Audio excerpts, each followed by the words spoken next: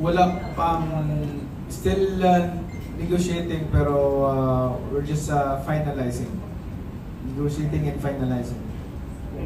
Kung ikaw ay active pa na lumaban sa Araneta Coliseum for a real big thrilla in Manila na hinahanap ng isang kasama natin dito, pwede kaya ba Manny Pacquiao in Araneta Coliseum?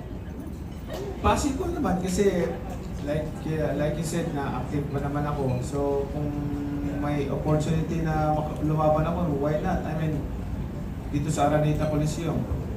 Pero hanapan natin, no? Hindi naman yan. Lloyd, first Manny.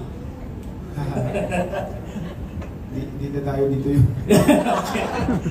Thank you very much. Baka hindi pa nakakyan sa rin, nakatugad-tuhod nun.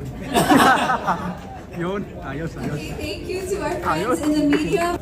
Champ, sa tingin niyo po ba, sino po yung, di ba alam naman natin yung mga bata mo sa MP Promotions, sila Wonderboy, sila Marshall.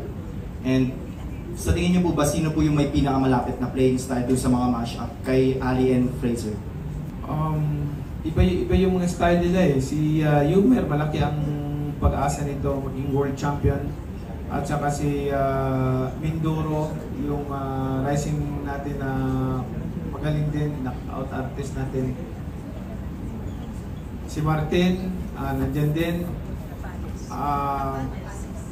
Napales,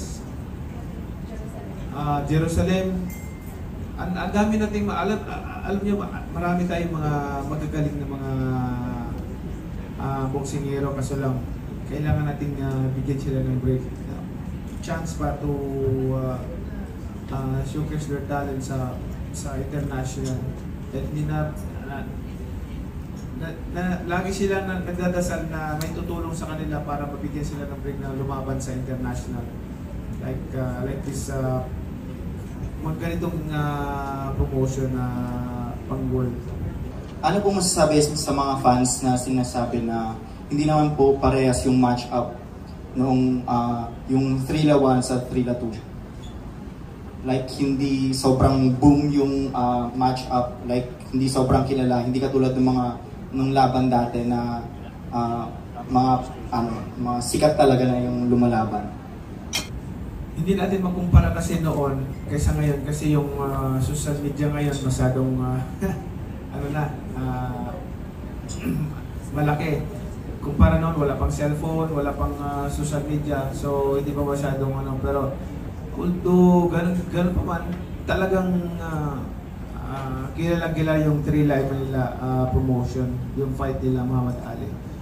And also, ngayon, mag-promote ka, talagang mapapanood sa buong mundo, hindi lamang dito sa ating bansa.